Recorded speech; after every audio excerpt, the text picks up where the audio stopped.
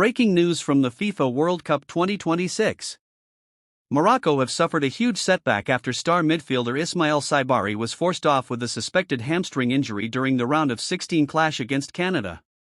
The incident happened in the 20th minute when Saibari suddenly went down holding the back of his thigh after an intense phase of play.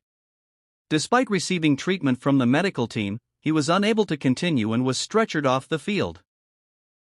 Soufiane Rahimi replaced him in the 22nd minute. This is a major concern for Morocco, as Saibari has been one of their standout performers, scoring 3 goals in the tournament and playing a key role in the Atlas Lions' journey to the knockout stage. The injury also comes at the worst possible time. Just days ago, Bayern Munich completed the signing of the 25-year-old from PSV Eindhoven in a deal worth around €55 million. If the hamstring injury is serious, Saibari could miss a significant part of preseason with his new club. Stay tuned for official medical updates on his condition. Don't forget to like, subscribe, and turn on notifications for the latest FIFA World Cup news and breaking football updates.